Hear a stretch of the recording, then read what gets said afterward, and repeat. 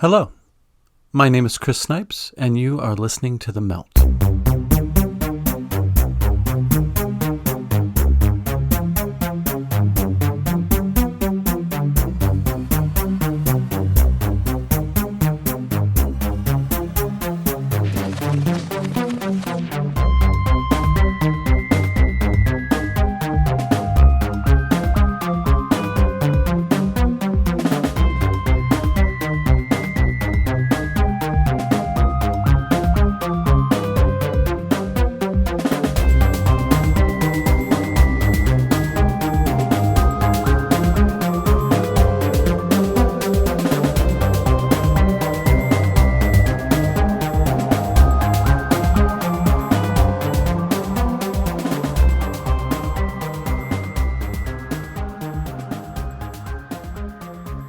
The medical industry would like you to think that they have what you need, although there have been thousands of years of human history that tell us otherwise.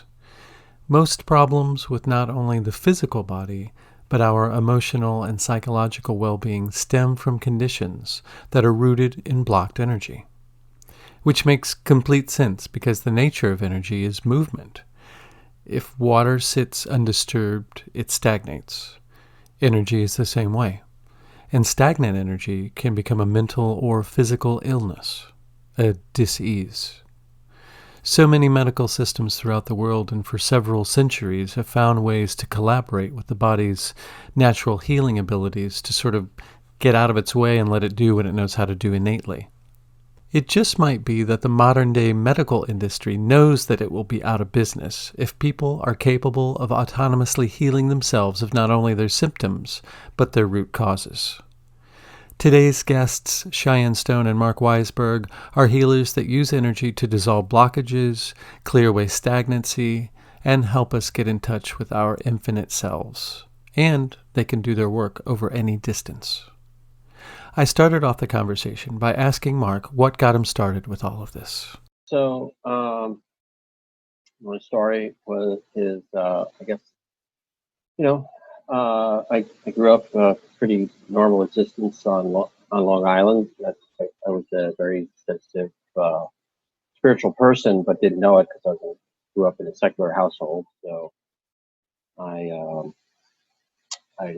got my first spiritual experience was listening to jazz, particularly Miles Davis, Escalator to the Gallows. My mom, who is French, had an original disc from France that hit at the time. It came here in 1958. My healing, I guess, my first kind of conscious healing, I suppose, was I joined the cross country team and ran, and that was a wonderful experience for me. I got high on a daily basis. I loved it. And then I went to college. I became a psychology major. This is all extremely ordinary. And I got into counseling. And in grad school, they were like, well, meditation is healing. We know that now. It was back in the Stone Ages, in the late 80s. And I found out that yoga and meditation were a very natural fit. And I had a natural aptitude for Vedanta, Advaita Vedanta, and I studied that avidly, and then I ended up studying with Swami Dayananda, who is the first person to be able to explain, to teach to Westerners the texts of Shankaracharya, where they're breaking down, the idea that there's really nothing real but this ocean of consciousness and information that we live in, and what's all the logic behind that, and how to fight off all the dualistic arguments. It's a very rigorous, disciplined system. He had to discipline me quite a bit.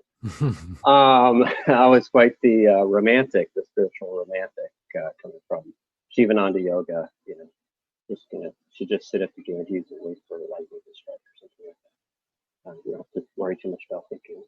So anyway, and at the same time, I continued to heal myself for a while. I was a Quaker, but after Swami Dayananda, I became my searching pretty much ended in terms of very satisfied with my path and my path of maturity, and I did various things. I continued in counseling, but I ventured away from it for a while as a school teacher, elementary school, and then for a while as a computer programmer. Those things have really helped me a lot.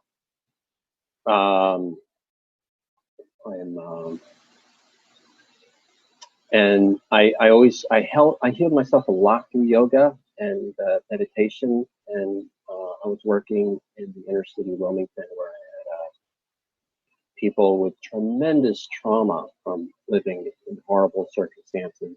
Homeless people, drug addicts, people who have been abused, middle-aged people have been abused all their life from birth on, and they wanted to heal. And I stumbled upon energy healing that was very specific and effective and harmless.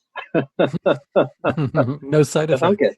And that led me to acupressure tapping, EFT and emotional freedom techniques, and Gary Craig. I could become a trauma genius for counseling, at least, just by taking this free video.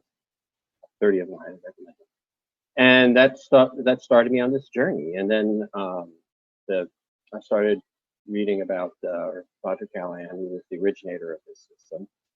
And then on this Roger Callahan book called Tapping the Healer Within, he talks about this graduate student called Stephen Daniel, who to prove he was trying to establish the system, because the establishment is still very much fighting this stuff, who decided, well, what's the toughest experiment I can do? And he had his top graduate student, this guy Stephen Daniel, where he has his doctorate and a private practice, I suppose.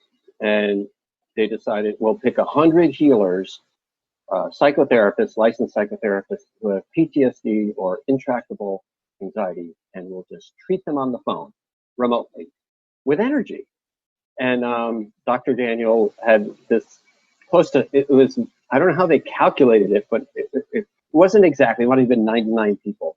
And one person didn't heal, and all 98 did. And the kicker was he did it all in one session. Oh, wow. That's amazing. And I was like, oh my God, I have to learn this stuff. And so I would start, and then I found out that, that's quantum techniques. You just look him up on the net. He is his organization, Quantum Techniques. And I started ordering his things. He was on my bucket list for things to do when I had enough money. It was a little bit out of my price range, to say the least. Counselors make a modest living.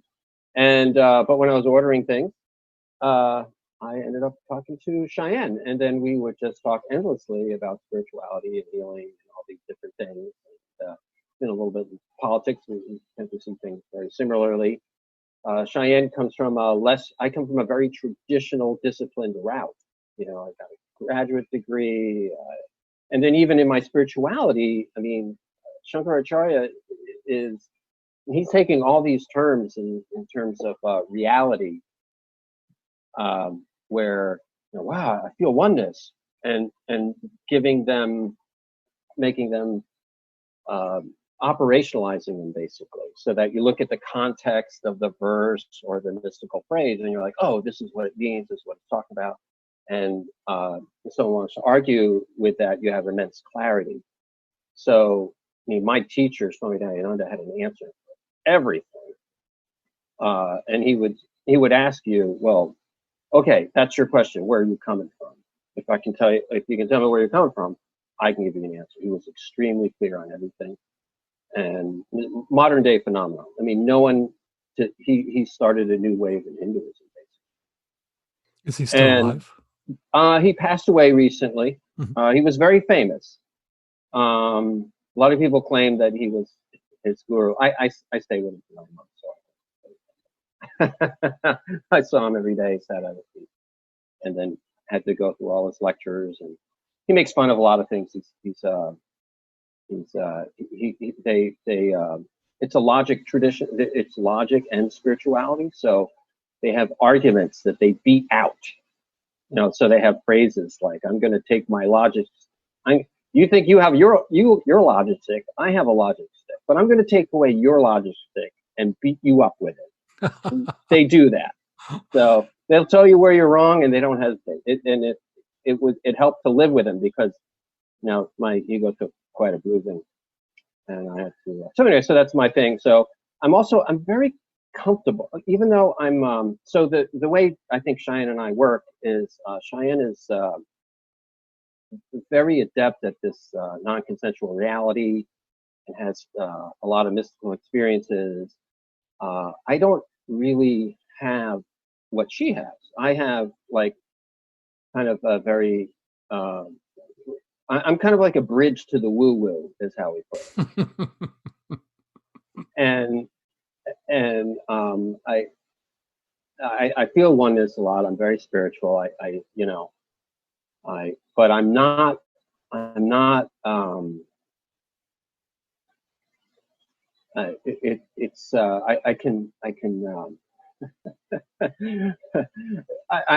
as sensitive, let's say, or as perceptual as Cheyenne. So sometimes the way we work is, I help her put things into words, and other times she helps lead me to, like, the next step spiritually.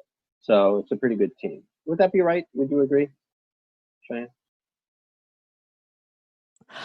I think that's a really good assessment. There's a lot more layered in there, but yeah, I think that's a good assessment. It's kind of serendipitous how we met and developed this collaboration. And I don't have Marc's training. I was raised Southern Baptist. Later, I got called to the Red Road. Half my ancestry is Native, and I kind of sought out that paradigm, and didn't fit in there either 100%, or wasn't accepted 100% there either. But Marc has, my God, he can read Sanskrit and Impressive. Yes, not very. That well. I He's can pronounce it quite well. I can very, very much a master. And so I can tell him about some mystical experience I've had, or some amazing question that I'm struggling with about an event in my life, and he just rattles right off what exactly I've experienced and what it represents, and gives it context. And it's just so amazing to have someone around that knows how to do that, because I can't give words. If I just start telling you about these experiences, you'll go, "Oh God, there's a nutcase for you." She's definitely AWOL. She's off her meds, Well, I'm something of an authority on nutcases. In my past, seriously, in my past jobs, I was tasked with figuring out, is this person spiritual or are they psychotic? And and what they're really saying is this person in pain? Is this person in immense pain, and is their mind just reeling in trauma, or are they spiritual? And I think for any spiritual person, it's kind of easy. So this is the kind. I like that kind.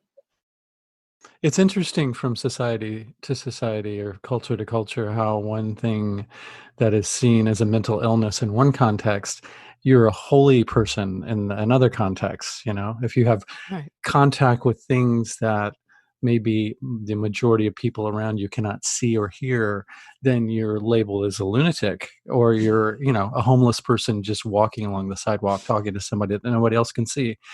But in another society, that person might be the shaman, or the healer, or the seer. Does that make sense? Well, I think I have locally, we're very lucky here. We have an organization called the Buffalo Trace Society. It's like the local shamans, so to speak. And I think these I think when the idea of there is such a thing, unfortunately, as psychosis and schizophrenia, and it can be mixed with something spiritual. But I believe these shamans who are healing people are, they've got mental health in spades.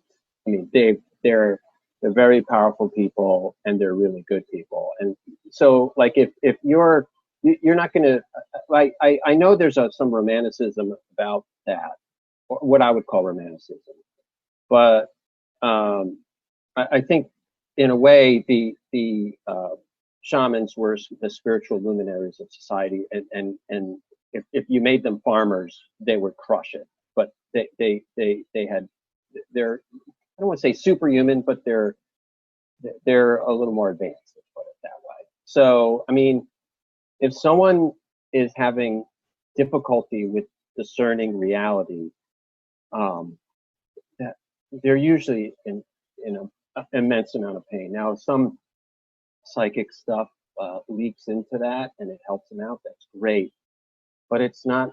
They're not feeling good. They're really having. So I want to caution about that. Sure. Yeah, Yeah. that makes total sense. I wonder sometimes too, though, if the reason that somebody maybe has a negative take on that is because the social context that they're in doesn't have words or a place for experiences like that. Yeah, that's very damaging. That's very hurtful. That's, like you made, yeah, I think Cheyenne has a lot to say about that, being caught up in a very fundamentalist, rigid society where your experiences are not valid. That is very, very hurtful. Yeah. So, what is your experience with that, Cheyenne? Um, well, I'll just put the deck of cards on the table. I was age 4 in a fundamentalist environment, being raised by my grandparents who were post-Depression 1901, and my grandmother was 5 years younger than my grandfather. They raised me. And I was 4 years old when I had an involuntary Kundalini awakening and could 4? see 4. Wow. Yeah. Yeah.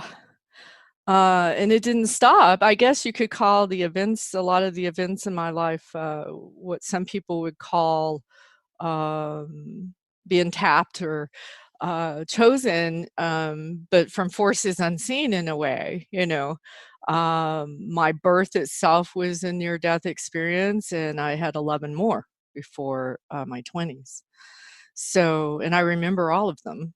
I remember Wow. what was going on when I was out of the body.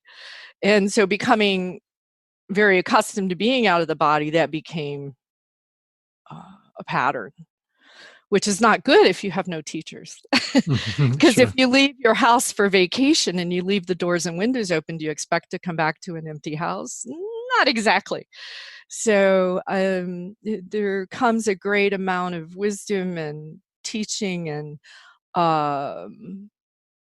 becoming an adept with removing the permeability of the barriers in our etheric body and our spiritual and our emotional bodies.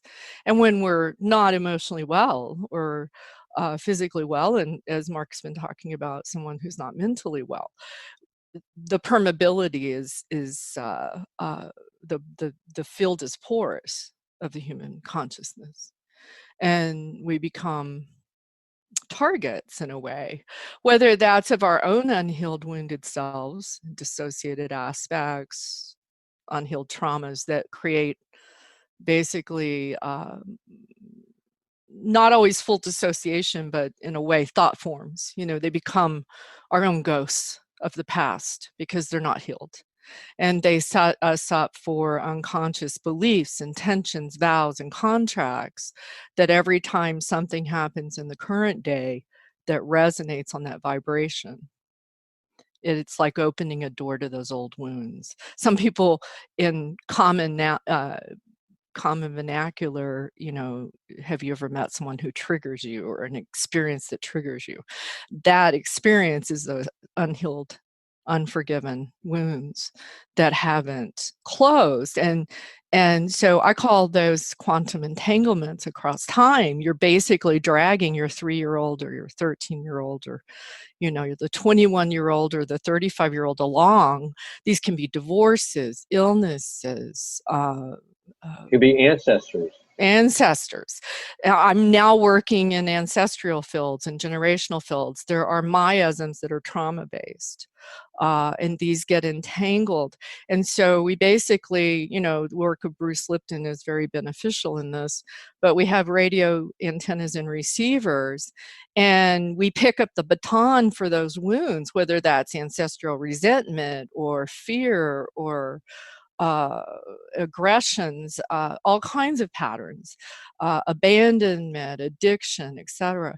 So quite often at a very young age, something will resonate in our field with an unhealed field from the ancestry, and now we're carrying that forward. So as we go deeper into this work, we discover new depths of being able to go into the etheric template, the DNA, whether that's the nuclear or the mitochondria, and we find these patterns. And so as I develop the techniques further and further, I find these sometimes are blocking a person from releasing their self-limiting beliefs or their self-limiting patterns. And so the work of my work through going through that for my life, which is a continual work, it's a dance I'll be doing all my life. But as I go through my evolution of my soul in this human walk, I'm learning through the scans and through working with others that there's no limit to this work. We can now stop the patterns that came even from ancestors 20, 25 generations back. So you're talking about something that is sort of like a karmic from other past lives. Some would call it karma. The definition I have for karma is either the potential or the limitation of all your ancestors. And you can choose it and use it or lose it. You know, That's kind of snappy. I like that. it wasn't planned. But literally, you don't have to choose to carry a limitation forward. You also can embrace your authentic self. And Mark and I have been working with terminology on these areas of discussion. Yeah. I like to think of it as we have our wounded little me, right? And then we have our infinite self.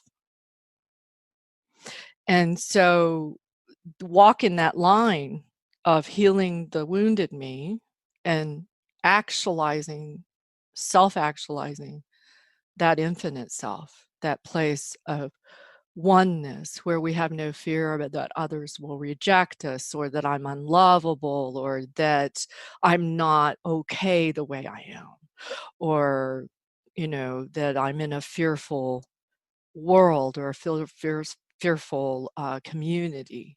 You know, those are self-limiting patterns, all of them. I could go on. The lists are quite long. Trust me, they're around me because I use them for rapid testing. But the infinite self doesn't know any of those limitations. It's 100% free of blocks to forgiveness. It's 100% free of blocks to being in this present moment in its full power. It's 100% free of blocks to love and to know it is love. Whereas the limiting self, the wounded self that holds the self-limiting beliefs and patterns is not. It's a shadow of our true self. It's not the true self. And so we also create and manifest a shadow reality around that as a community of humans, because as the great Edgar Cayce, if you want to use his words, I like the way he expressed it, so I'm picking on his lineage here. The spirit is the life, the mind is the builder, and the physical is the result. See, we've been raised in a community, Western community, where we've been taught, I will say wrongfully in my view, that all of this is a manifestation of an accidental pond scum that evolved into a human being across the millennia, and that that is the only force that's driving us. And I disagree. And I believe that following those teachings and all of its manifestations, as many as there are, is in a way creating spiritual atrophy for people. I think Mark fought against spiritual atrophy in his life and in his seeking. And so I think a lot of the people that I work with, I'm not responsible to wake them up to their spiritual atrophy. They're coming to me because they know they have spiritual atrophy and they're asking for help to come out of that. And it is just like taking a cast off your arm. It's sometimes tender, and you have to be gentle with yourself as you come out of that calcification, rigidity of the spirit. It's not necessarily something that we have a society for. Mark has done a really good job in his journey, I think, of finding teachers that are positive. Yeah. Yeah. So would you say that the work that both of you are doing is to help people get access to their infinite selves? Or is there Absolutely. much Yeah, more to it than that? yeah. Yeah. Yeah. I'll let Mark speak to that first. Well, it's interesting. Um, and what I find, it's giving me goosebumps right now, is the beginning of psychology as a discipline was with this guy, William James, a great psychologist. And he wrote a book called Varieties of Religious Experience, which he was amazed by how people got transformed by having that spiritual experience. And what energy medicine is now doing is it's bringing spiritual experience in a focused way to really heal people, body, mind, and soul. And where Cheyenne and I are really, I think, creating, I think, a very exciting alliance is this is a technology, really speaking. Why is it a technology? Because, for instance, I don't think counseling and psychotherapy is generally a technology. You kind of meander. It's not, and you cure something, it might come back. It's more like changing your oil. You're going to have to come back, whatever. This is like you get rid of, we can look at a field of hurt, start taking out the weeds, start taking out these things that happen in time. And when that happens, people have a little mini spiritual experience. It's like God is blessing them or getting rid of their pain. And another thing, I fight tremendously. In fact, I don't even know how to fight it sometimes. I can't with some clients. They romanticize pain. They imagine the pain they have is highly meaningful and that they can't live without it. It's awful. And, spiritual work is you can live a really blessed life without having to be punished for it. It's ridiculous. So, I mean, I'm not saying that, we're going to go, that life is, totally, full of chocolate pudding, but, there's going to be variety, there's going to be challenges, there's going to be, some pain here and there, but you don't have to store it up. It's ridiculous. So, and then this is a technology. So there's different routes to go in. And Cheyenne, and Dr. Stephen Daniels, who is very technical and goes in a lot of times on the physical. And what Cheyenne wants to do is go in more on the emotional, spiritual route to help. Because there's some of that behind everything. So that to me is tremendous and very exciting. And it makes it more accessible too. Because there are muscle testers out there, people doing applied kinesiology. They're looking at pictures of viruses and they're scanning you for those viruses. And that can be done. That's tremendously exciting, revolutionary work. But I'm not a physician. I want to deal with that emotional, spiritual one. And sometimes we can get the same results. I think Cheyenne a lot of times get the same results going through the emotional physical. we're going through the emotional. So that to me is super exciting, and it's this is a new wave coming, a new healing for Earth, and all people. Where that's another thing. I do a thing called Tapas acupressure. This woman who's done yoga all her life, who's an acupuncturist, Tapas Marianne Fleming. She figured out you put your hands on your head a certain way, and you have a spiritual experience, and you can heal allergies and traumas and all this stuff. We have wonderful technology now, and there's the American Psychological Association having a hissy fit over it, but it's there and it's getting results. It's getting fantastic results, and we have the research to prove it. They're a little hard accepting it, but eventually this is going to be a wonderful wave. And I love the fact of Cheyenne's doing. I'm in a lot of this. I'm more of her assistant, where she's come up with innovations, and exciting new things, and making them work. She was talking about lists before. So instead of, I don't have lists when I work with clients. We have to meander a little bit, like counseling. We may, there's still like a stumbling process. But if you look at this like a technology, it's a decision tree, and those branches have so many leaves on them. It's finite. It's not infinite, and you can really discover what's going on, even spiritually. It's amazing. So I love that. Do you have something? Were you going to say something to that, addressing that, Cheyenne? Am I embarrassed? How many hours do you have, Chris? It's maybe 4 or 5. Yeah. So I'll answer it. Hopefully you'll bequeath me one. I'll answer it with a question. What motivated you to start a podcast? Oh, there's a good one.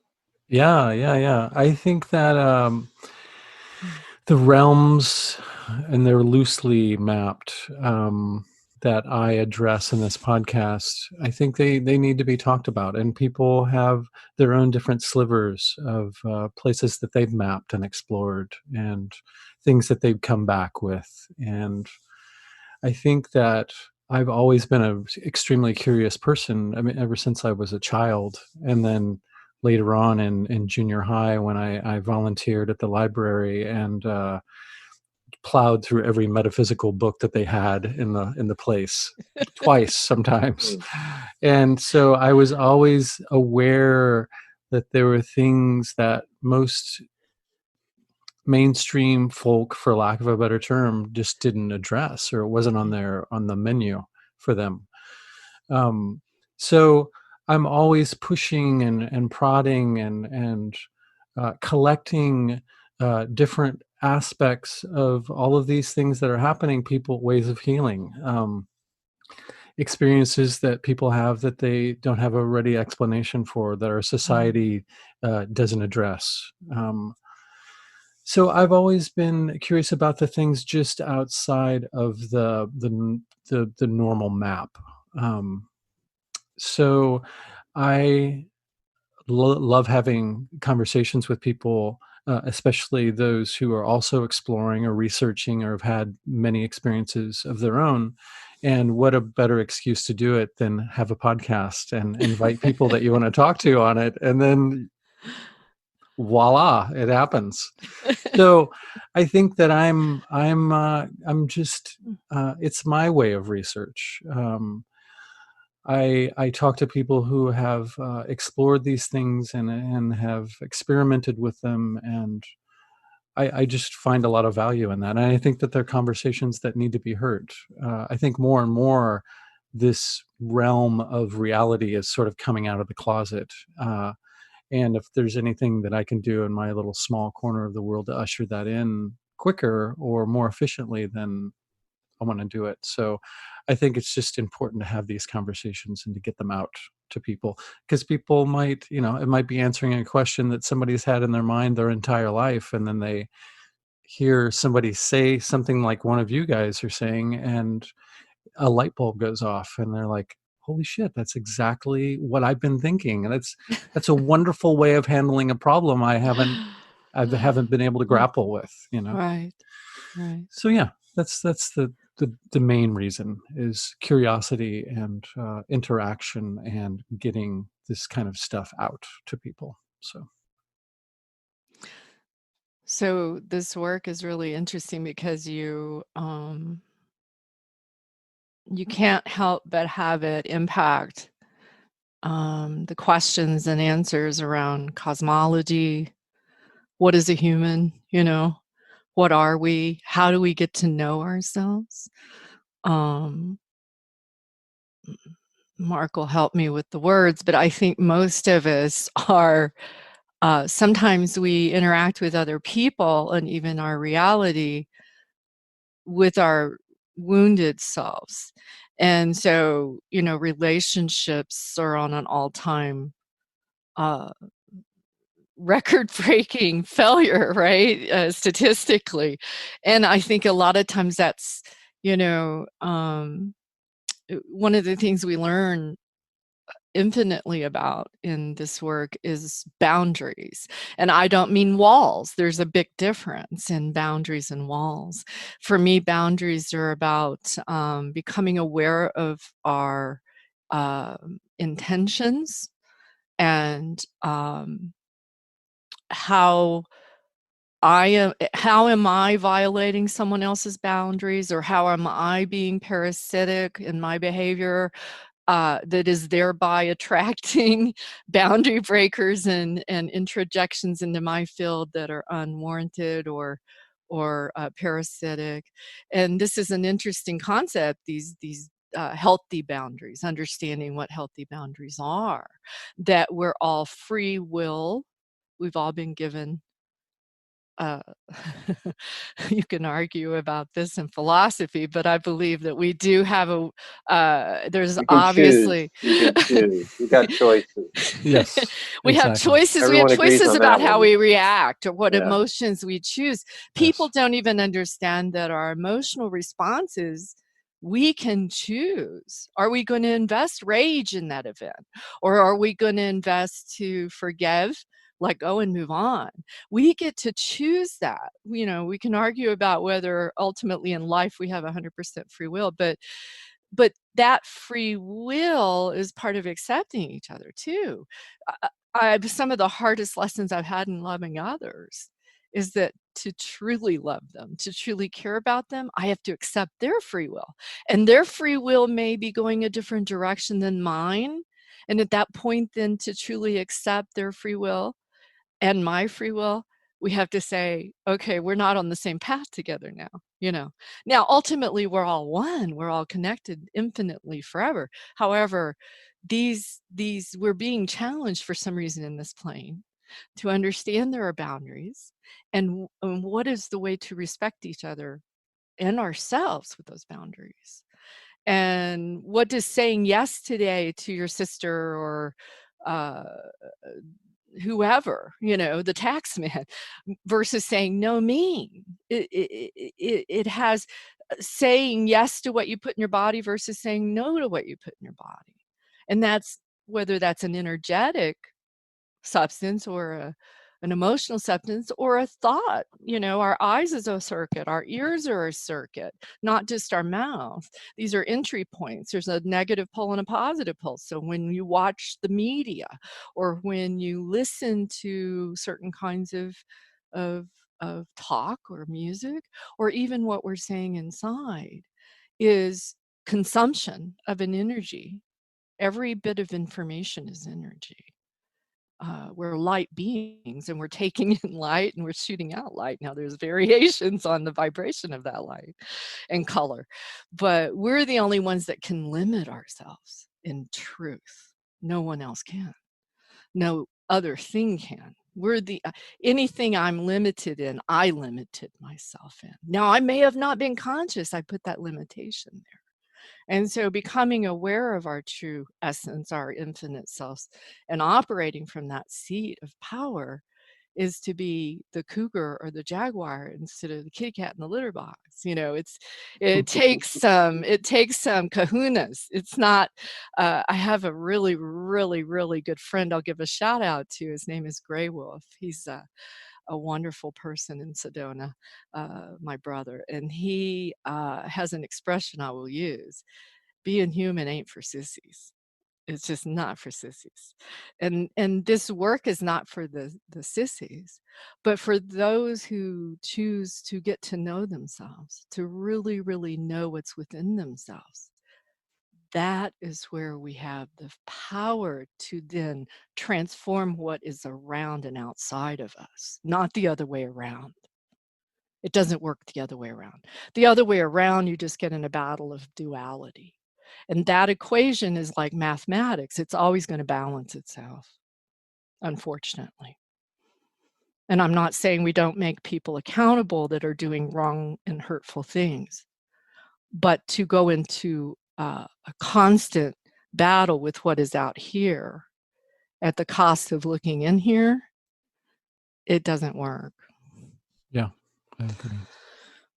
I think that's an easy pattern for people to get into when they see, they're looking around, and with their perceptions, they see everything that is wrong in the world, and they try and do everything that they can to correct that. When I think the more long lasting fix for that is to reflect inwards and see where your own cracks and faults and shortcomings are. And that's if you heal those things, that's automatically going to reflect out and turn your part of the world into a better place, or at least a more balanced and more mindful place.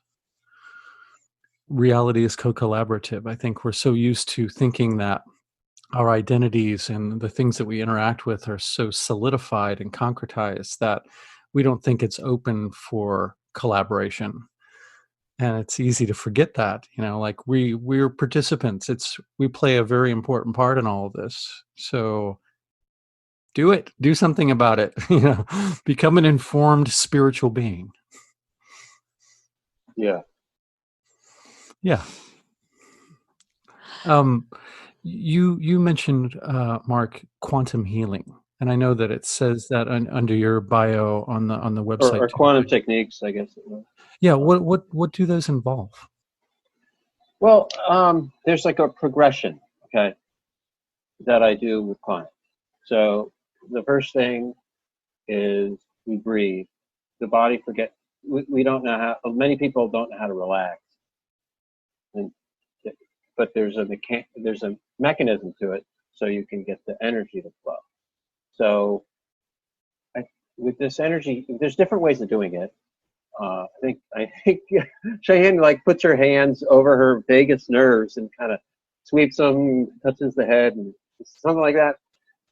I do a thing called chair yoga to get the vagus nerve going. Just lean forward like you're sitting on the toilet and just observe your breathing. Don't make it happen. Just watch it happen. There's a natural way the body will relax. There's another simple way is a visualization.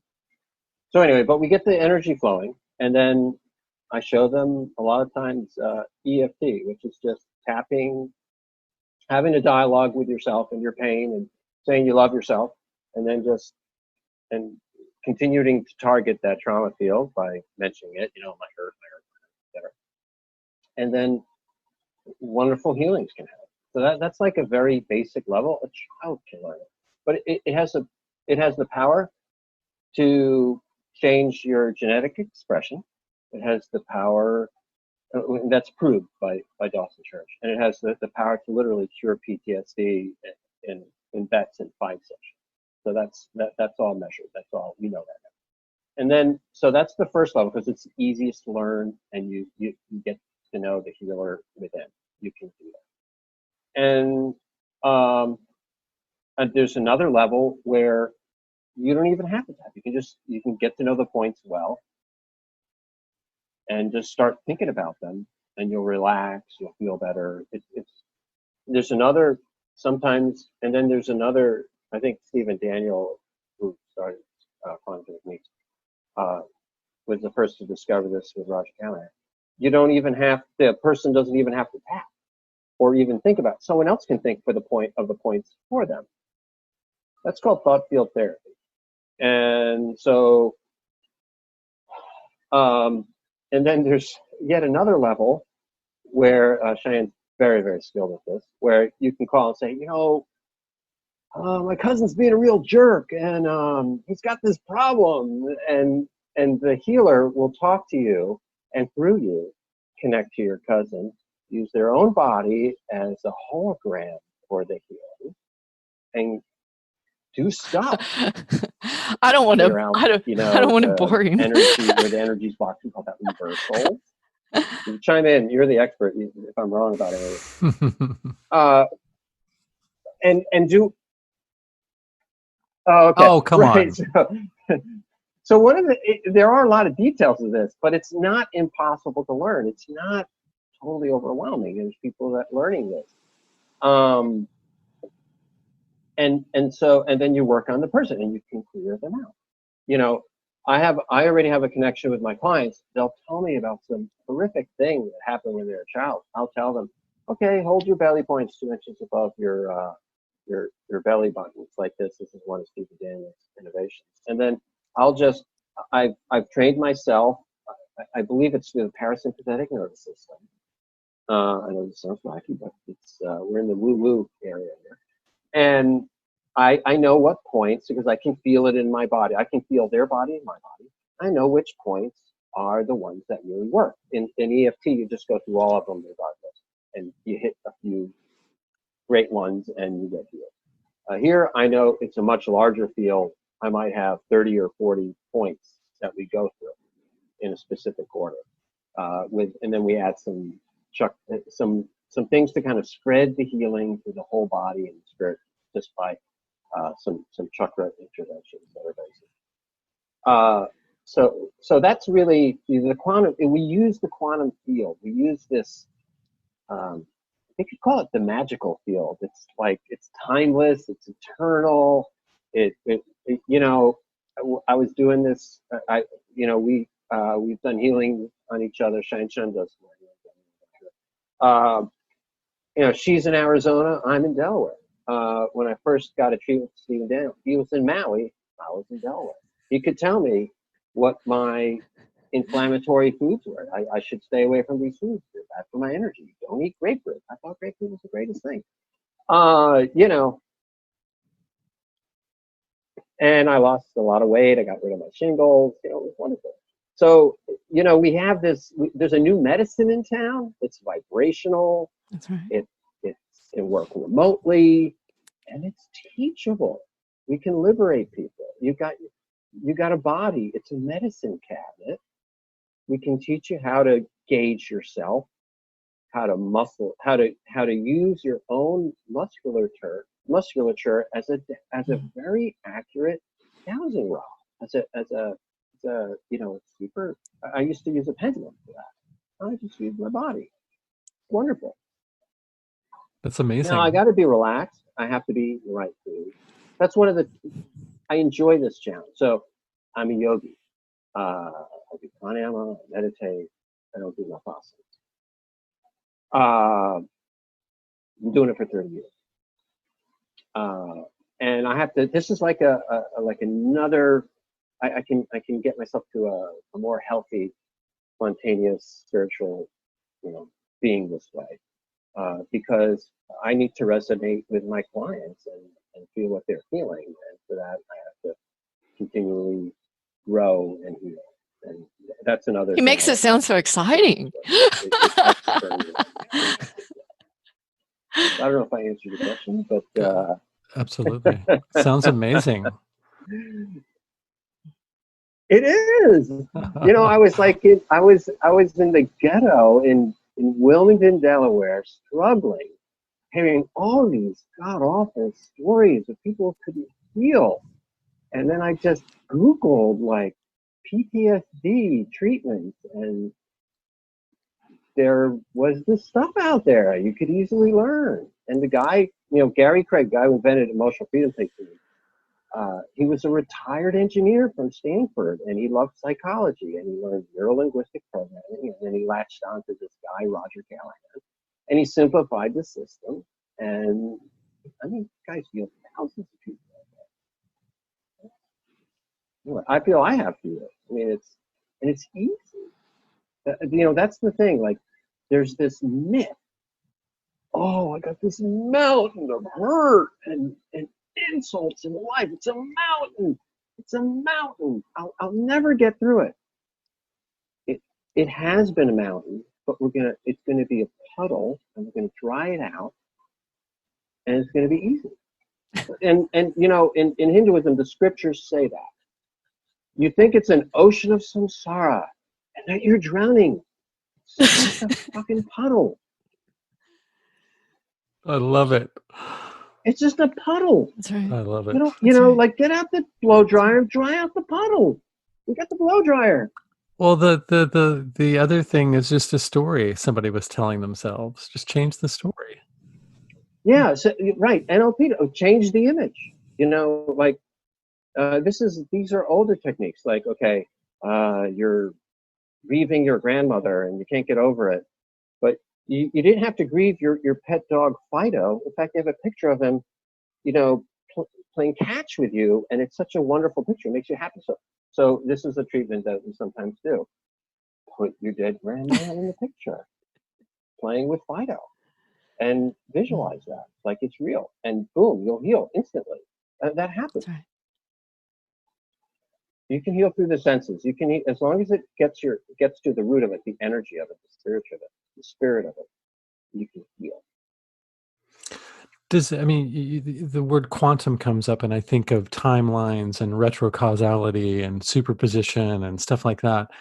Does any of that time quantum handshake stuff come into any of this therapy? Definitely. Therapy, would that be a Definitely. good? Definitely. Yeah. When you heal, when you really heal, you're in the timeless. Okay, you're in the timeless. It's like when you sleep. If you really observe it as you're going to sleep, if you're able to observe yourself, you know, the first 3 dimensions start to collapse. Your sense of space starts to collapse as you sleep. And then as you go into deep sleep and you rest in your soul, your eternal soul, your Atman, whatever you call it, time disappears. And then when you come out of that, the first thing that appears when you're groggy and don't want to wake up in the morning is a sense of time. And then you're like, oh, I got my body and I'm lying in bed. So it's like, they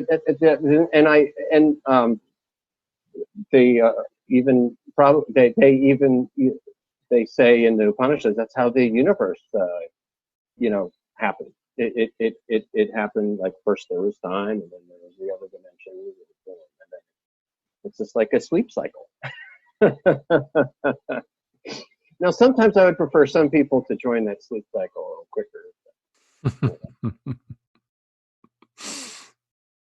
One of the things that I wanted to add, I was thinking about when Marc was speaking about his experience with this field of work, is that it's not just for physical elements. Right. The really amazing work, and Marc can testify to this too, is when we start getting into where we feel stuck in life, you know, blocks to abundance, or, you know, carving another 2 seconds off our mile or something. You know, there's all types of unlimited goals that we can have in life, where we just don't feel like we may have given up and thought, that's just not for me. I'm not going to ever achieve that.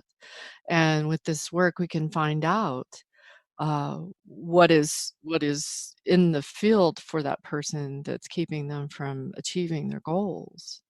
And this is a tool that I find priceless for myself, because, you know, it's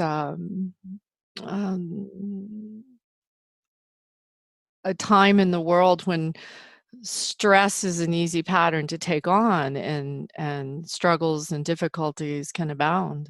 And another thing that's really interesting about this work is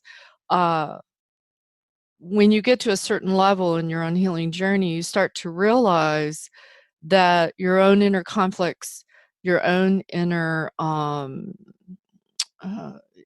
incoherent patterns of thought and belief and emotions are also capable of attracting more of the same.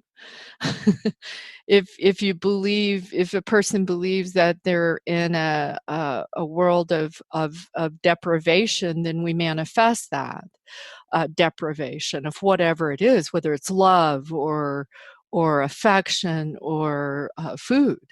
Limitations of anything, I believe, are a false thought. I don't believe our universe is capable of limiting. I think we're the only ones capable of that.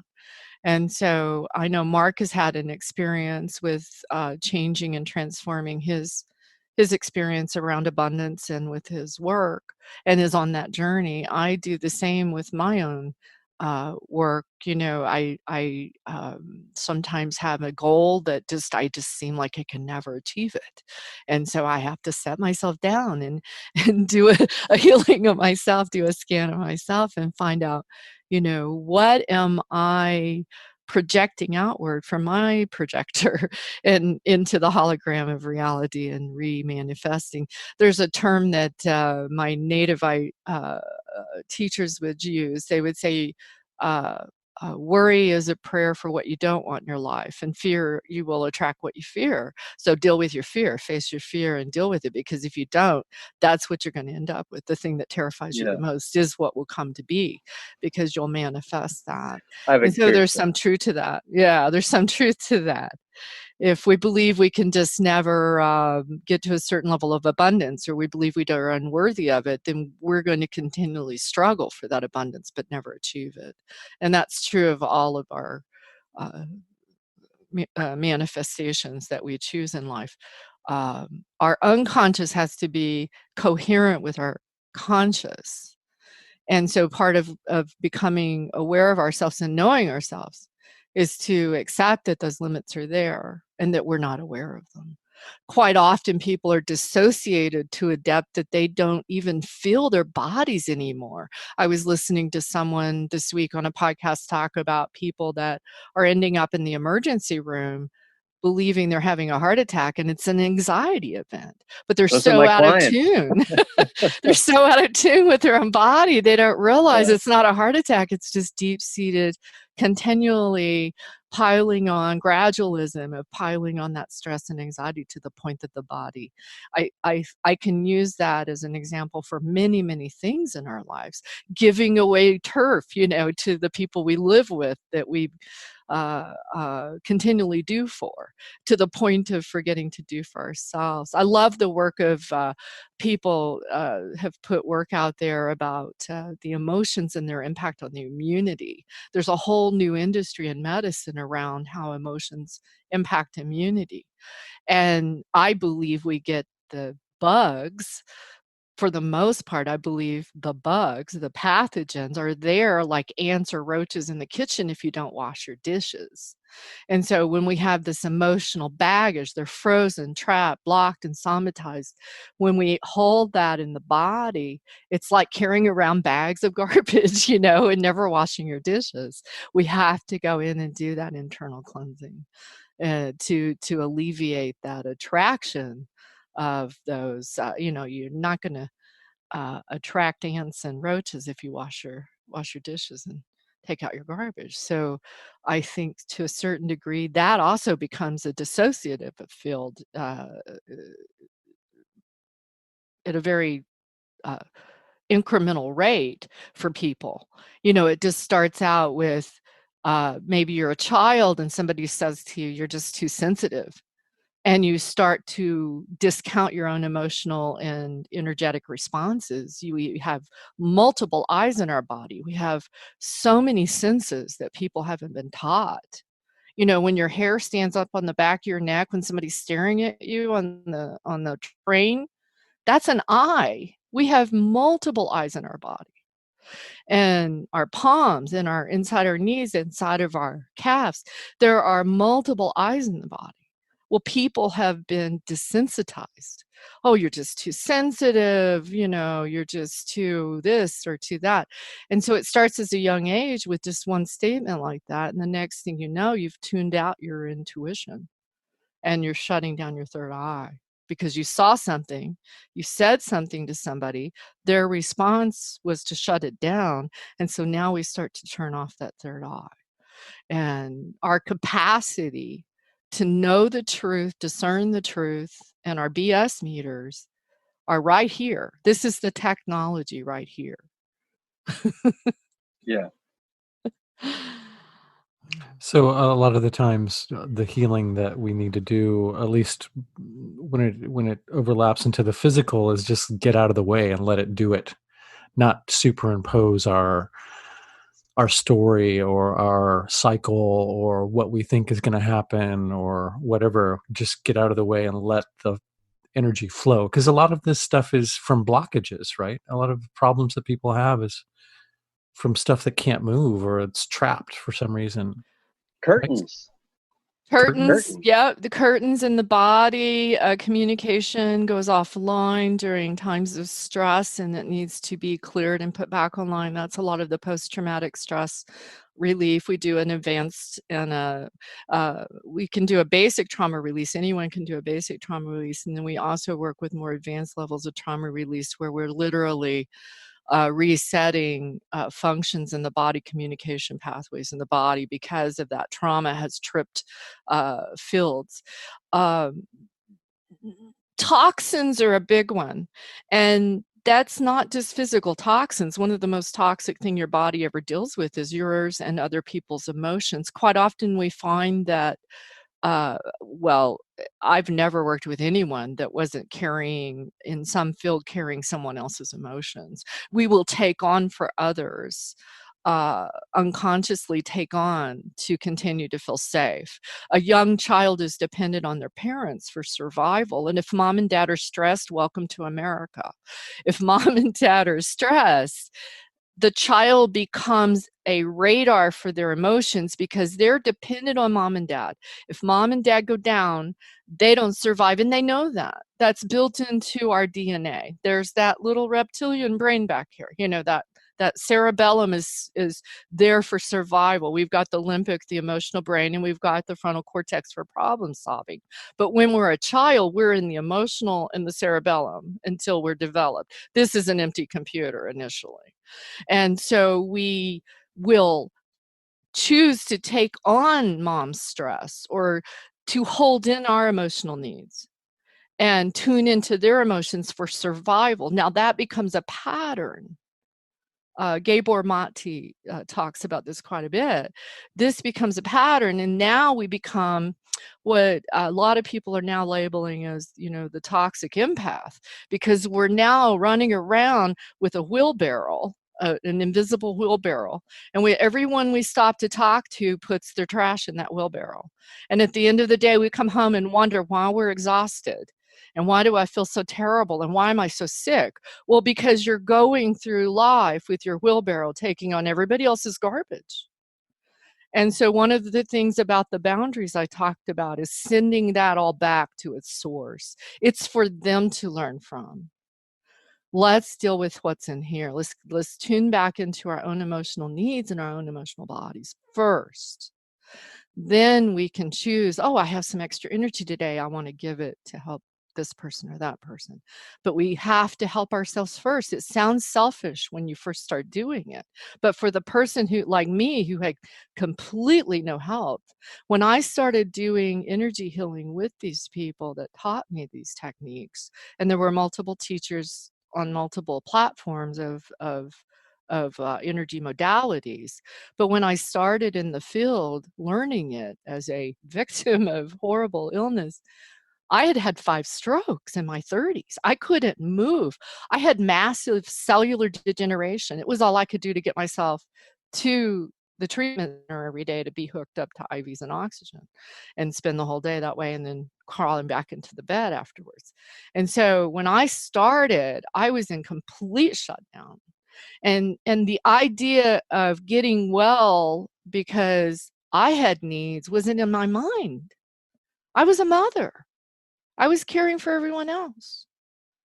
And so I couldn't think of getting well because I deserved to express my emotional needs and to take care of myself. I was doing it initially because I still had an underage child at home.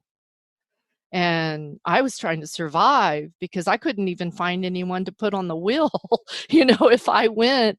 And I was diagnosed. I mean, I had what, Mark, 23 specialists, all telling me I was like the sickest person they'd ever seen.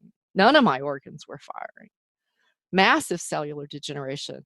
I go to bed and wake up with 600 new bruises that weren't even there when I went to sleep.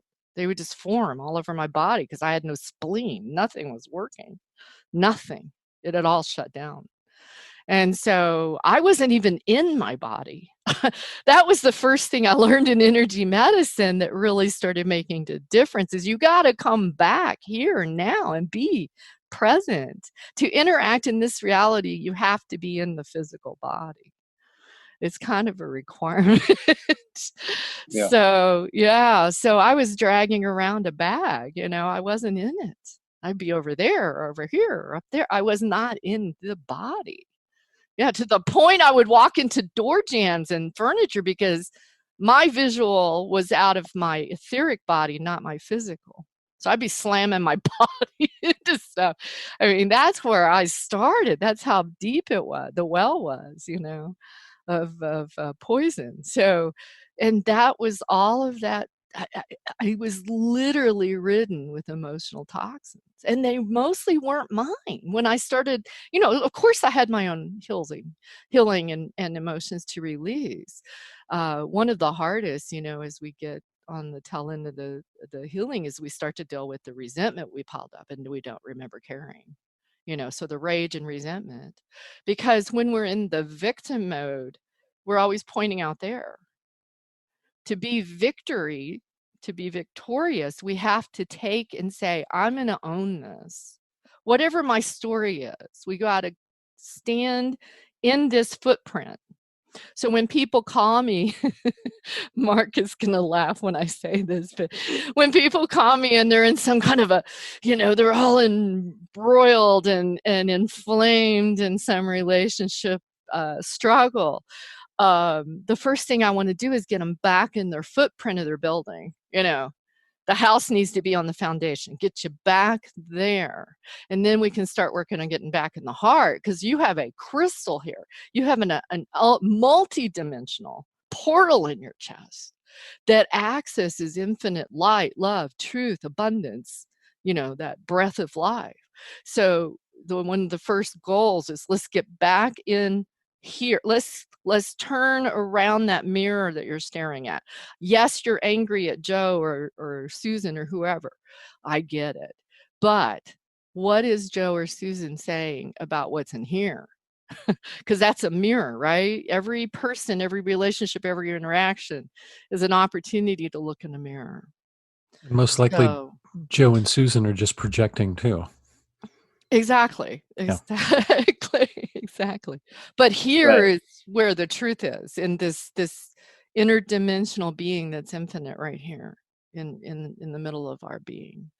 That is, I call it the heart. Quite often in energy healers we'll talk about the heart, but it's like a lotus flower, and some people are going around with their flower closed, denuded. Some people have their flowers open, but they have their flowers open with no discernment. They're just taking and sending, with absolutely no discernment. So there's a reason we have this. Yeah. And there's a reason we have this. And then we also have the God, that solar plexus. Those are the three most important centers that we want to get those coherent. Because if one is saying, oh, it's dangerous, and the other's going, no, I want to go for it. Then we have incoherence there within ourselves. We're not unanimous. And so there's a journey there to learning how to breathe all the way up through the core of the being, from the balls of the feet all the way up to the core of the being, and then letting go, truly letting go all the way outside that luminous egg that we are. And that that begins the process. Marc talks about breathing, but that's one of the breathing techniques that I will guide a person to when they're in what I call an active field. It's usually quite emotionally charged. But there's other people that are very intellectual, and they'll deal with everything through that executive brain, to the point that the emotional is calcified, to the point that they've denied emotional responses, until they're just completely in that intellectual response. So one of the things I like to do is that's the beauty of muscle testing, is you can say, well, in that field, in that specific situation, because all three are always firing. You always have the emotional response, you always have the intellectual problem solving, and you always have the survival. They're always turned on. Who is controlling the party right now? Because we kind of want a 33, 33, 33 there. But if one is taking charge, is it 60, 70% of the party? Then, and it tells you a lot. It's a diagnostic tool, just like the chakras are a diagnostic tool. I have a question for you, Cheyene. This is what's great about Cheyene. So you got this 30, 33, 33, 33, right? What happens? What happens when you get like a message from the universe? Wow. I mean, can we? Do they have to go in abeyance, or do they just kind of like open the door? What would you say? Well, this is what we talk about hours on end. Well, there's perception and response, right? Yeah. Well, you kind of you grab like a creative thought from the universe that's helpful. Like, what's going on? A creative thought. A beautiful thought, a creative thought, whatever. A creative thought. That's not authored by you, or it's authored by the larger consciousness. You bring up something that's important, and I would love to have Chris ask a question on this that is important to his perspective, being outside of what we woo-woo people are doing. Well, no, or maybe not. I don't know.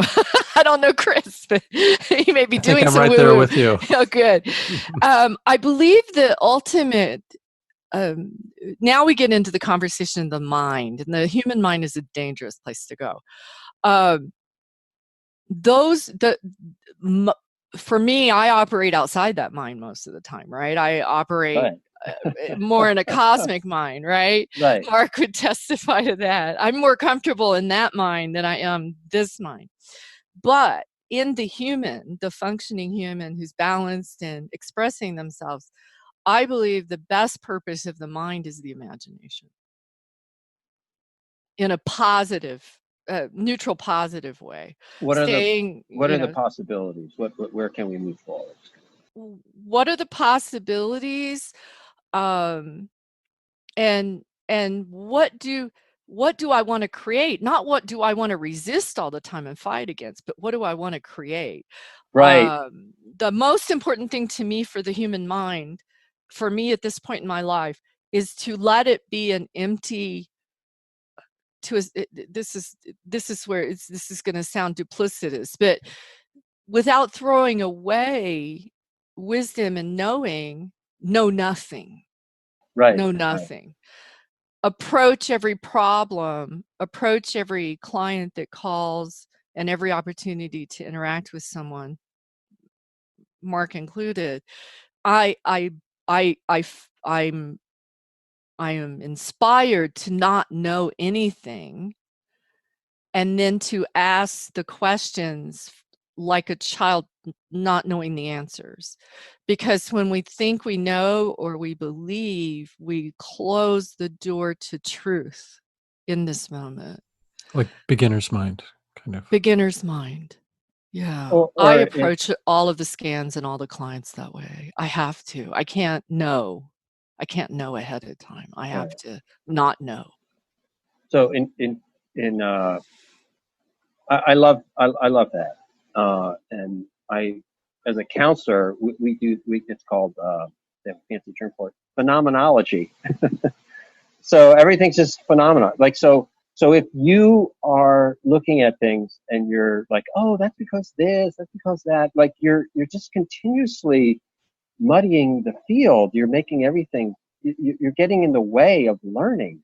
If you just look at the world as spontaneously arising, it's a wonderful way to encounter people. But it's also scientific. You don't assume. What's really important is you got to know what that you don't know, and then if you think you know, test it. Test it. Don't assume like that you're being an ass if you assume. So, and then if you also you even if you're it's better. Sometimes you shouldn't even be testing that stuff because just the testing can muddy stuff. Just the question is so. I really like the emphasis on muscle testing because you have to clear yourself from that before you do it. So, like one of the arguments against a lot of counseling, which I think is a really valid argument, if you're going back in the past and saying, well, you have these hangouts because X, Y, and Z, and you're not disabling those triggers, you're just adding to the support to more, neurotic bad behavior or dysfunctionality. You just supplying reasons for why things are bad is just giving bad more reasons to be. Giving it more airtime. Yeah, Solidifying it. exactly. And the store and getting people away from their story and using that wonderful imagination to move forward in life. It's really important. Yeah, I mean, it's kind of like the basics of living. I mean, we talk about this as very philosophically and spiritually, but if the person who's doing better than you a lot of times is doing that a little better, that's the difference. It's very important, and I think when we look at things non-judgmentally or in a positive light, that's we to the unfamiliar. That's like, oh, you're in this other kind of woo-woo space. But what we're saying is we're not going to accept that we live in a universe of lack. We're going to say, I feel lacking. That's a problem, and I want to solve it, and I have to oppose that. And the best person to oppose it is the person who has the convenient belief in abundance. It's really important that the I had a wonderful yoga mentor, Barack Gajar. He actually has he's famous in the textile engineering field. He invented lycra and many other cloths.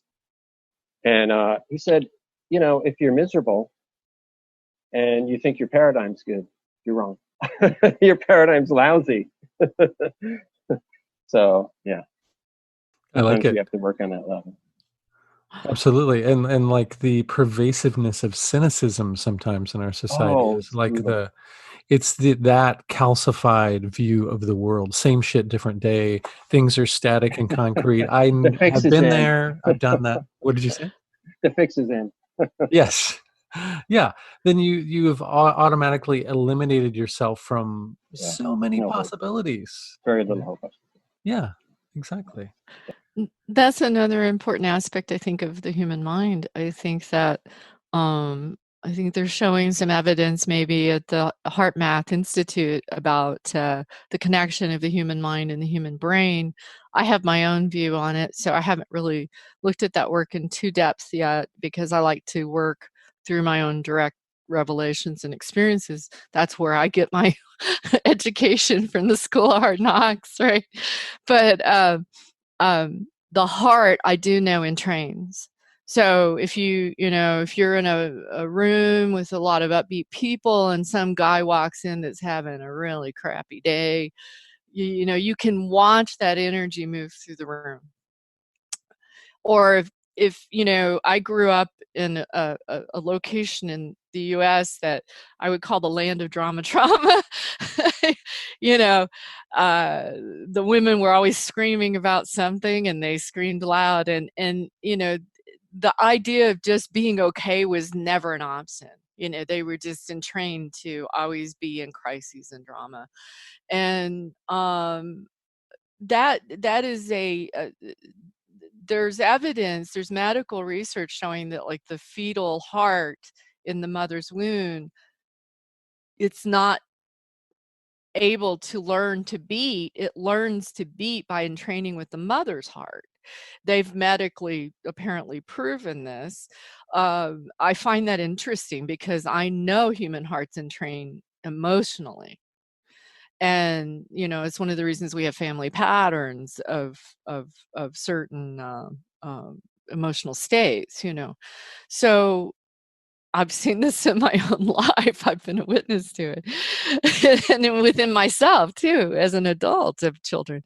So, you know, I also believe that the mind is very entrainable. And that comes through these circuits again, but we have post-hypnotic suggestions, and they come from community, church, state, family, state being our educational system or military training. And they can come through media, whether that's television, movies, pornography, video games. So one of the things that quite often will be stuck in someone's field and not allowing them to move forward, one of the things we check for in a scan is, I'm ready to be over this, and I'm 100%, I have 100% internal cooperation for letting this go now. Whatever that symptom is, you know, headaches, diseases, whatever, blocks to abundance. Could be anything. So we build the field off of what the intention is for the healing. We just don't go in and do a, you know, a big general broad. You need a field to come in on. What is the bell that's ringing? You know, what's resonating in the field, and we come in on that. And so we build our statements from that, because the wisdom and the logic of the statements is what drives rapid work in this field. We can do these scans very, very quickly and get a lot of information and a lot of healing very quick. But one of the things we look is that in 100% internal cooperation. And quite often, if that's blocked, yes, it can be an unhealed 2-year-old event or some dissociated event and trauma that hasn't been released, but it can also be a program. And those programs can even be generational.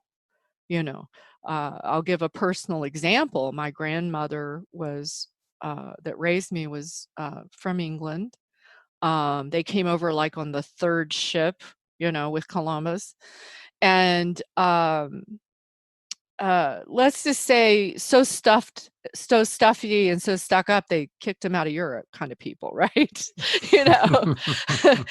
And so there was the belief that if any family member was not, and this was of course unconscious, but taken on, there was a pattern and a program that if you're not doing in your family what the preacher man said, then somebody needs to suffer. I took that on. I was creating suffering in my life. And this went back 23 generations. That's just one example. How many suppressed traumas and you know, yellow fever, genocide, war, all of these things can possibly be stuck in someone's field and still resonating today. Not to say that all of them are, but they can be. Or you can have a trigger event in your life where you start to vibrate with those generational patterns in the DNA. So again, I think karma, as I was told when I asked, because I asked about karma with the guys upstairs, and they flat out said the simplest way to look at it is it's all of your ancestors' teachings, knowledge, and wisdom. It's your potential or it's your limitation. And so we can tap that ancestry tree for the good stuff. We don't have to be tapping it. I think so much of today's life in this country, because that's where I have my experience. I can't really speak of the whole planet, but I think so much of our fear-driven media and fear-driven, stress-driven society, nocebos, there's placebos, but there's nocebos. What is all of that television advertising people wire into their homes? I don't, but there are people who do. And in the background, they're constantly talking about diseases. That's a nocebo. That becomes a post-hypnotic suggestion. I took over 70 hours. I have 3 certifications in hypnosis, not because I use it to heal people, but because I knew it was a part of consciousness I needed to understand and learn. And that, not that I wouldn't use it if somebody asked me for hypnosis, but in general, I can do a lot more work faster with the energy healing. But we do find those programs. And by calling them out, they're like viruses in the subroutine of your operating system on your computer. They're running and you don't know it. Nothing's blinking, nothing's flashing, but they're down there and they're doing their little deed in the basement, of your operating system. So I think that's an important aspect too of mind, is we bring these things in without a conscious release of them. We take them on and we entrain to them. And that includes those post-hypnotic suggestions, group mesmerisms, uh, that come in as we are unaware in moments in our life. And I think the human mind is very suggestible. And so I believe one of the collective healings that I hope to work with Marc on and find techniques to maybe start some group healing and group. One of the lovely things I got to experience at ARE with Peter Woodbury was a group hypnosis. And it was a beautiful thing. It's very positive. A lot of people had profound experiences in a group hypnosis with the intention of doing healing.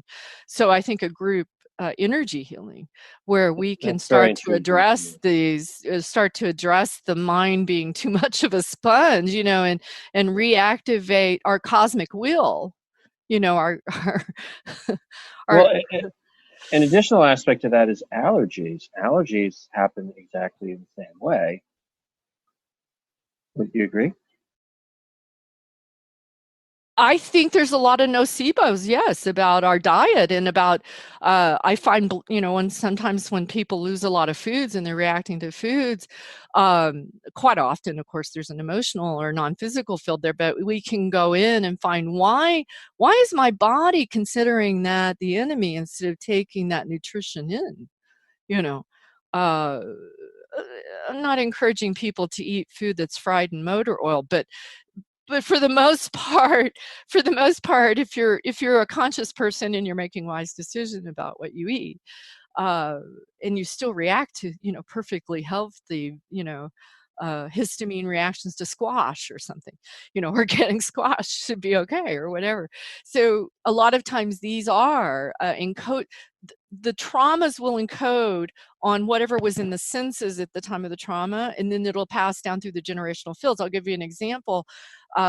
When I was super, super ill, I ended up in Mayo and the environmental doctors that work outside of Mayo, but with the Mayo Clinic, and they go through and they test you, thousands of pinpricks all over your body, your back, your legs. It's called provocation neutralization. And I wouldn't wish it on my worst enemy, by the way, but I went through it. And they were trying to save my life. And when they started testing me, they asked me if I knew of any allergies. And I said, well, yeah, I died 3 times because people thought I could eat fish, and I can't. And I was born that way. And they said, that's a miasm. And that's when I started learning about generational fields. And I said, well, you're going to have to explain this. And they're like, well, somebody in your family tree survived a horrible trauma and they had fish in their body at the time. And I'm like, what? And now that got me thinking, right? Yeah, exactly. That little statement by a medical doctor will get you thinking about some stuff. Oh, wow, maybe things are different than I thought, right? And so in our own lives, our body can encode on a scent, You have an argument with your girlfriend, boyfriend in high school, and they're wearing there's a flower blooming outside, or there's a certain pollen in the air. Now you've got a pollen allergy, or you had a certain food in your body at the time of that disgruntled little disagreement that you got your, I'm not saying you, I'm saying the ubiquitous you, but someone gets their ego crushed, or they have an emotional heartbreak. That can encode on anything that's come in through any of your senses. And so it's an amazing thing. But this is working with the quantum field. You start to understand these techniques, help you to understand and encompass that level of work. The nice thing is it also gives you the technique to clear it easily. It's almost some things aren't that complex. I mean, one of the first things I did when I was learning EFT was I went to a house with cats and just tapped the whole time. And at the end of the day, I didn't have a cat allergy.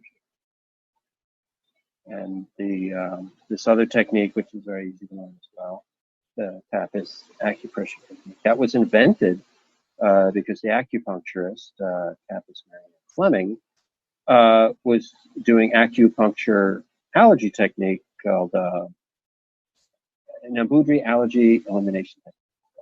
Nambudri pad allergy elimination technique, and that takes 25 hours to take hold. And she wanted it to be quicker, so she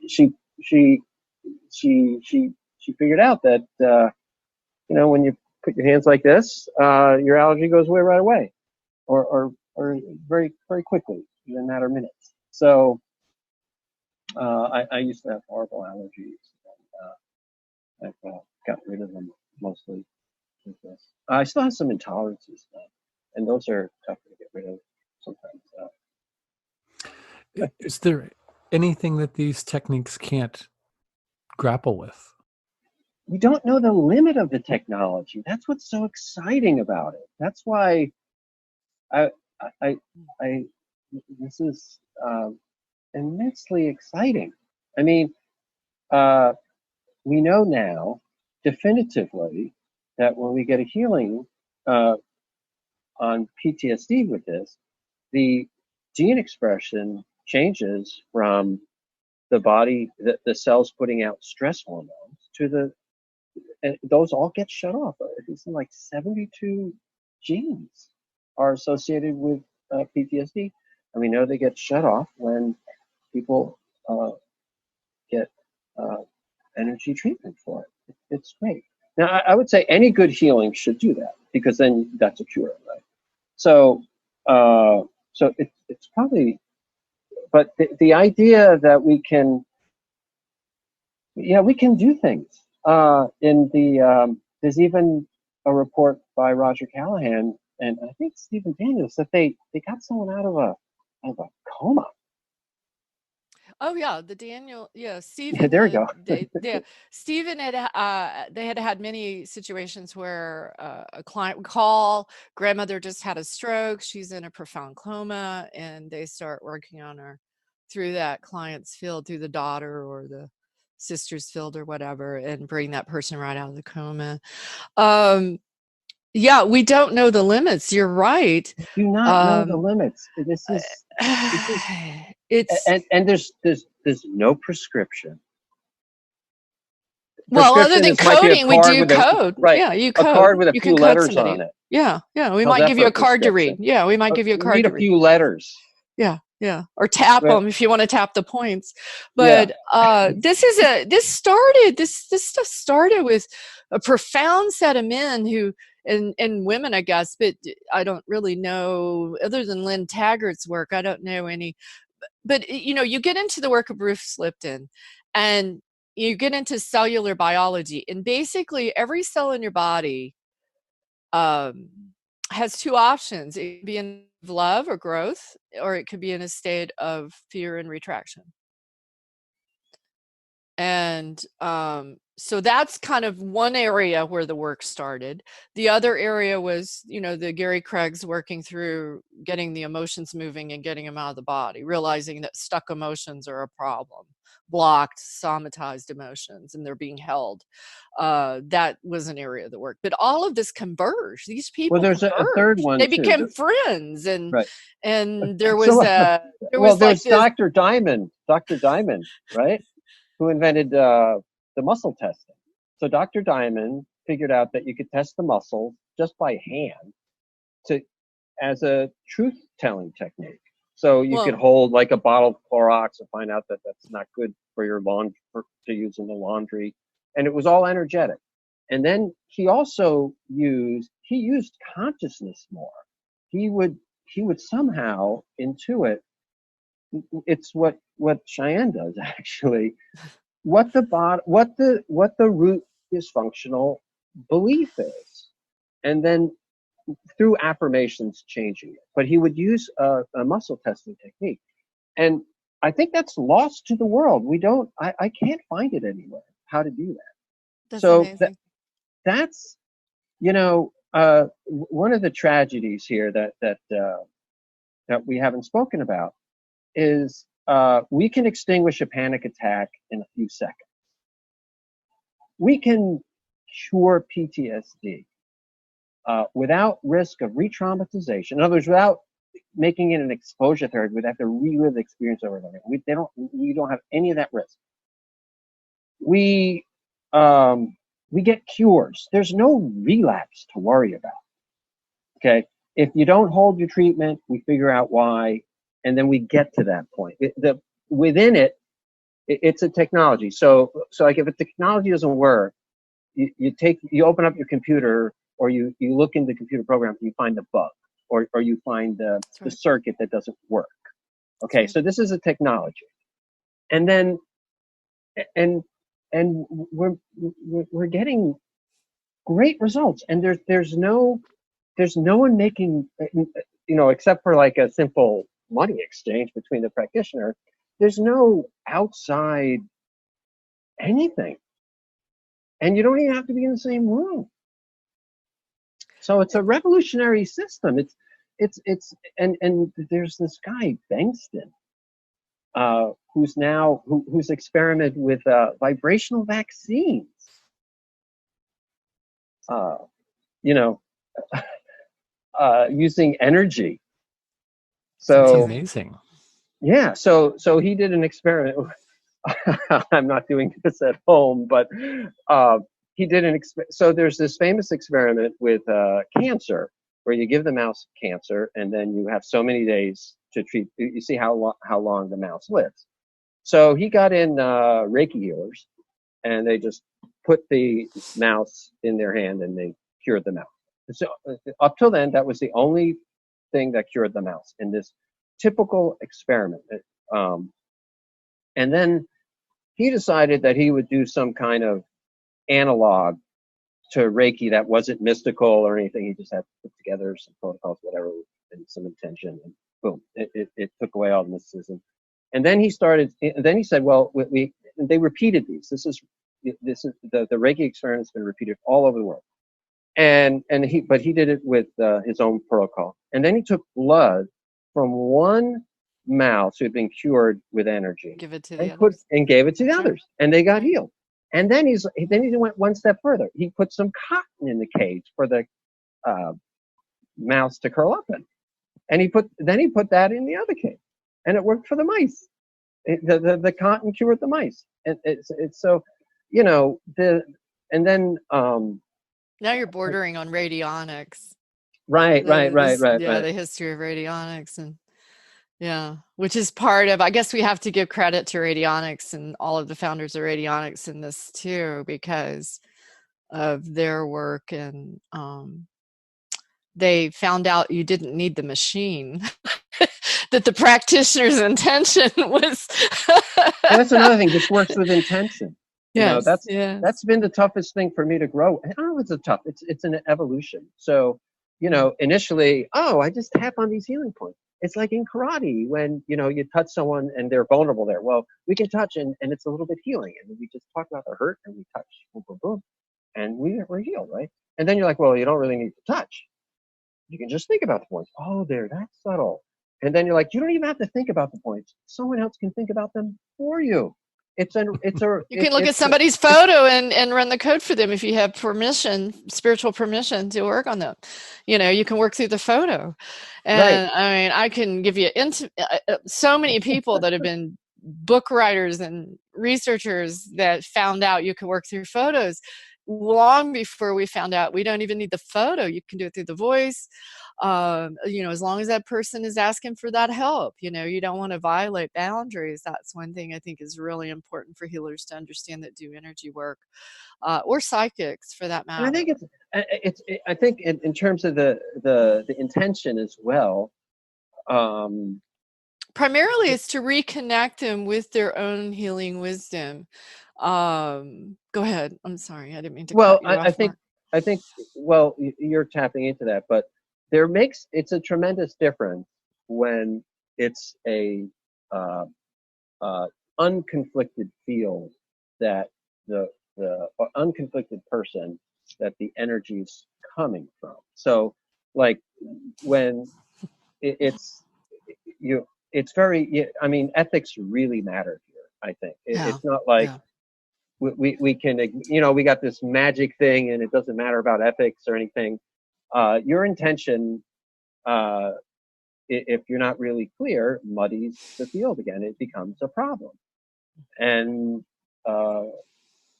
practitioners, I think, who have that problem, they don't give us. It's just like in psychotherapy. It impacts the results. It impacts the results. Yeah, it does. Yeah, I think so. It's something that kept me, Chris, afraid to accept the mantle. In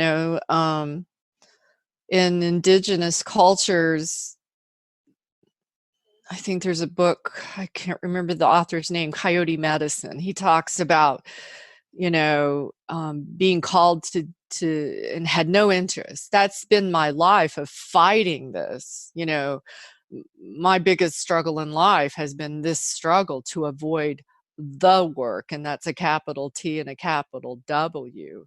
And so my mystical inner journey experiences, self-hypnosis, involuntary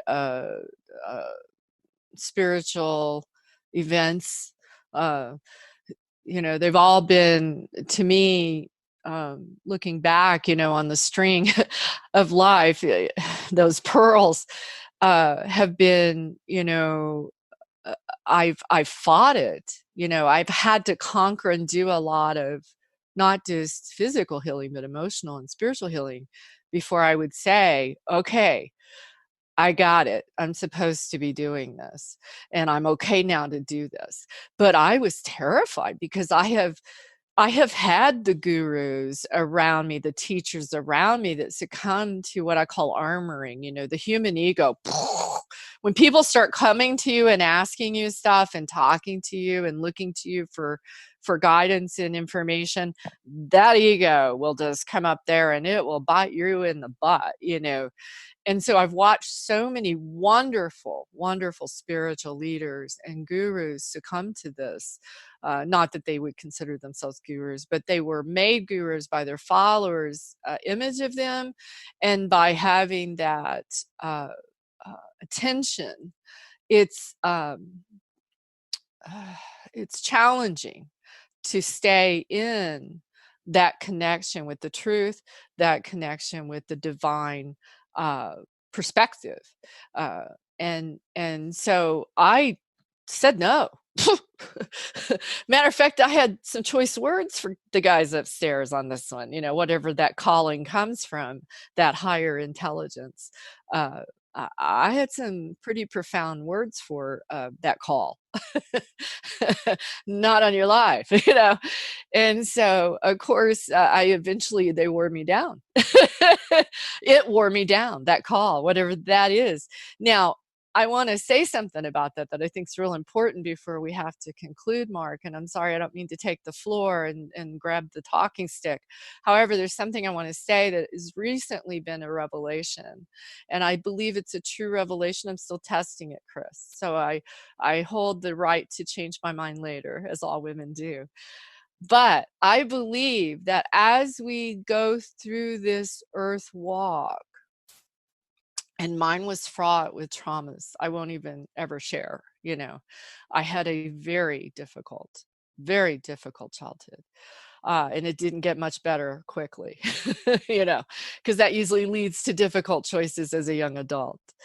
But in all of that trauma and all of that drama, I believe my higher self, my true, authentic, infinite self, because I asked this question for a long time. What are these breadcrumbs? Where are these synchronicities coming from? And I believe as I was running from the wolf in the forest all those years and suffering the scrapes and the bruises and the thorns and the poisons along the way, I believe that I left myself breadcrumbs to get back to grandma's house.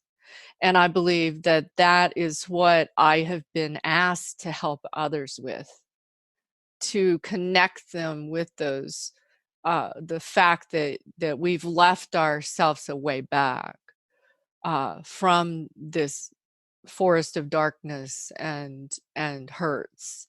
And that's what we should be paying attention to. But my breadcrumbs are not your breadcrumbs. See? And so that's what's important, is that each of us have the healing intelligence inside of ourselves, spiritually, emotionally, and physically. But what I believe now that all of this has been showing me and helping me to get an understanding of is that ultimately, and I don't think I've picked up on my breadcrumbs, by the way, but ultimately, that is my higher true self. I actually got to face and communicate and began to interact from and with my higher self. And I think the journey for us all, the challenge for us all, the gauntlet that's been given to us by the evolutionary forces of creation, and I'm talking spiritual, emotional, and intellectual evolution, not Darwinism. But I believe there is an evolutionary force, and I think that our higher self is in that council, and that our ultimate challenge is that, and also relief, is when we finally accept that gauntlet and get on with that work. Amen. Mark, do you have any closing words? Anything you'd like to leave the listeners with? It's okay if you don't. No, I think it was really well said by Cheyenne. I agree. I am definitely going to be looking into booking my session in the near future. Absolutely. Would one of you or both of you like to tell people where they can find you guys online and find out more about what you're doing and how to actually get something done themselves? Well, I'll just say it's a virginal website. It's very virginal. We have a lot of work to do. One of the gauntlets that I had to face myself with is to finally just turn it on. I've fought that for a long time. So we are Soul Evolved, and that's Soul Evolved Energy Healing. And you can find us at soulevolved.com. And Fantastic. keep an eye on it. We're going to have a lot to share. Right now, it's very much just push the red button and get done. It's not what we want, but I was like, if I wait till it's what I want, I'll never turn it on. Exactly. So I made myself just do that. And we're going to hopefully build a community. We would really love to connect with people who are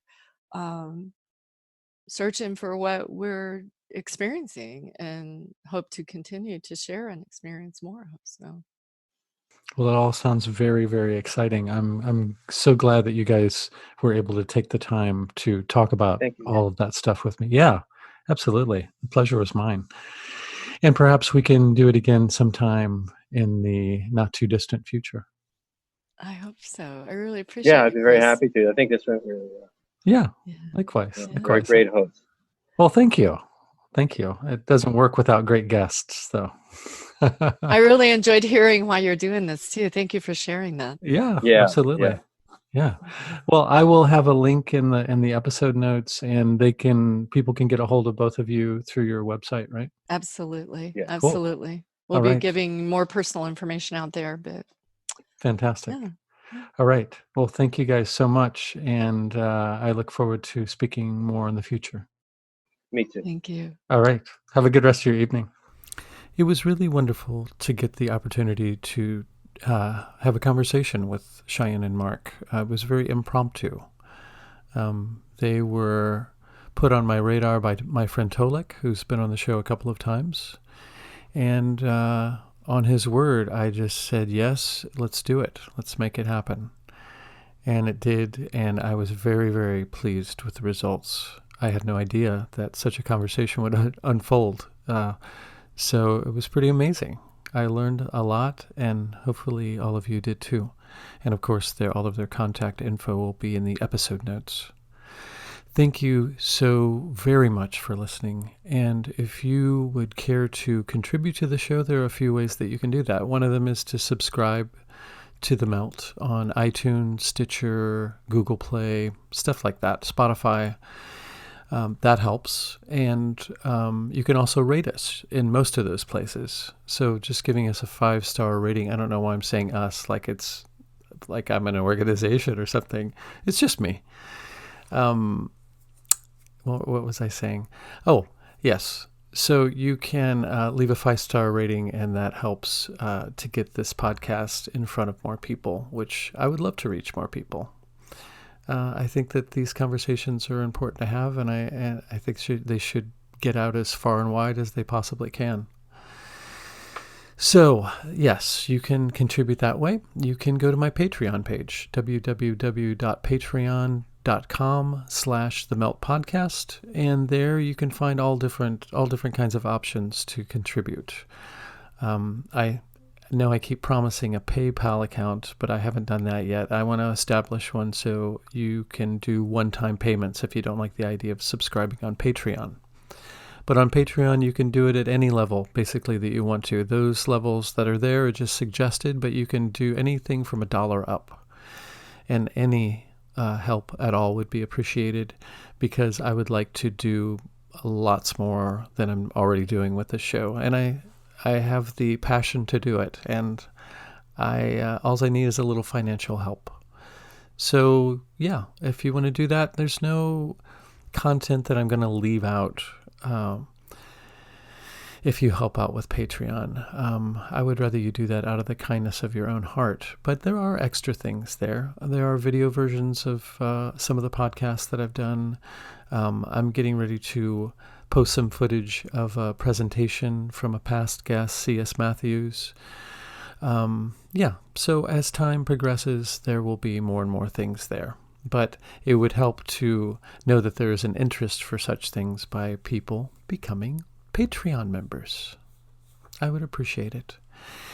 And last, and certainly not the least, but probably the easiest of all of those things to do, is just to share the website address or a particular episode or whatever you find appropriate on whatever social media data harvesting campaign you participate in.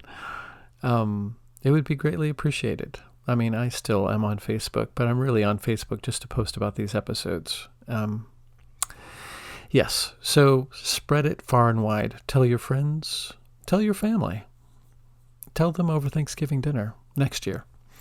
Anyway, thank you for your time. Thanks for taking the time to listen to this. And I'm always open to hearing listeners' stories of experiences that they've had with the kinds of things that we talk about on The Melt.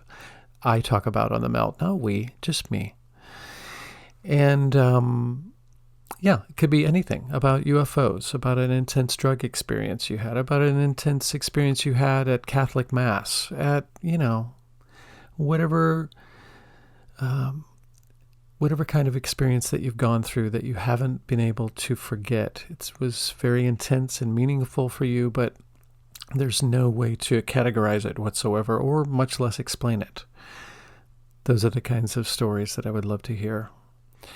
And if you have enough to fill up a whole episode, I would love to do an interview. We could just do an interview and record the conversation, and I could edit it into an episode. That's always a possibility too. So send all of the suggestions or recordings. You could just do them on your phone to themeltpodcast@gmail.com. Thank you so much for listening. Great things in store. Just keep paying attention. Until next time, take care.